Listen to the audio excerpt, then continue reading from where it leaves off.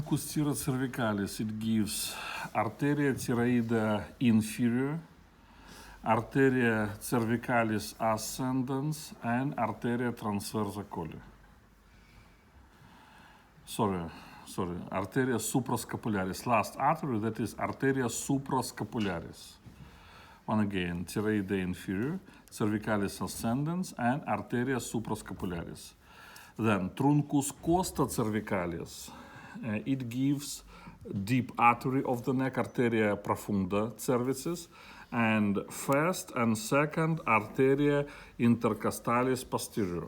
Posterior intercostal arteries, first and second.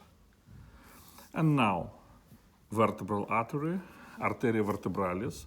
Arteria vertebralis pass through opening in transverse processes of cervical vertebrae. They makes canal, and arteria vertebralis pass through this canal in transverse processes, and then it goes into foramen magnum and continues into arteria basilaris.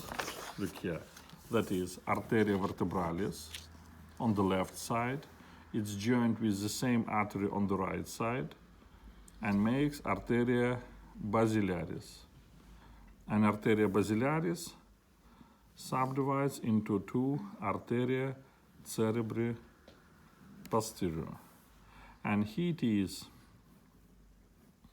that is internal carotid artery, arteria carotis interna, internal carotid artery. I finish, here it is. I said that I draw continuation of internal carotid artery. And here it is, internal carotid artery gives arteria cerebri anterior, arteria cerebri anterior. These two anterior arteries join together with the help of arteria communicans anterior. Then it gives arteria cerebri media, arteria cerebri media, then arteria communicans posterior, arteria communicans posterior, and last, arteria choroidea, arteria choroidea. And we can see anastomosis between internal carotid artery and arteria cerebri posterior.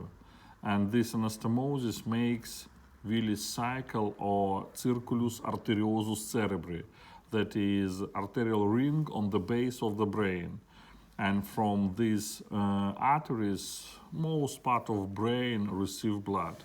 The same we have superior cerebellar artery, arteria cerebelli superior, from arteria basilaris, arteria cerebelli inferior anterior, the same from arteria basilaris, arteria cerebelli inferior posterior, that is from arteria vertebralis, arteria pontis, starts the same from arteria basilaris, arteria spinalis anterior. Two of them start from both vertebral arteries, but then join together and forms unpaired artery, arteria spinalis anterior, and last, arteria spinalis posterior. All of these arteries participate in supply of brain and spinal cord.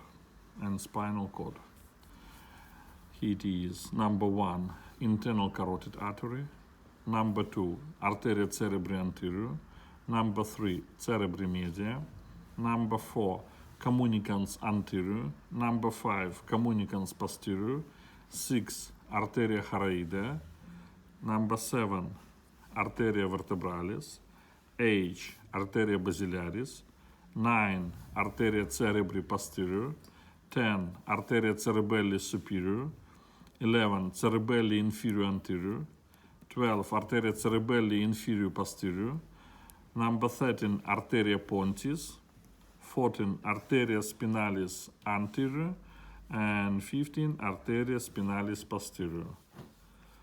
This diagram you need to draw next time.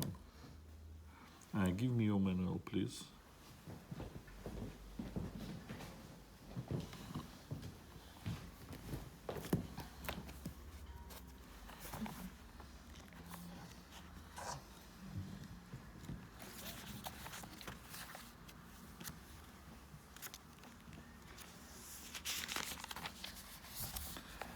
Yes, in your manual you have this diagram, but it is with a pencil. Somebody draw that is arteria spinalis posterior.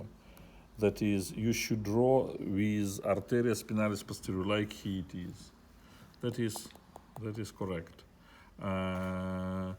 Internal carotid and subclavian artery. I give you written test. Everybody will draw diagram, and the same I give you written test. You will write branches of external carotid, or branches of ophthalmic artery, or branches of internal thoracic artery. Clear it is. Next time on Thursday, yes, on Thursday, you will write written test. Okay. Well, today that is all.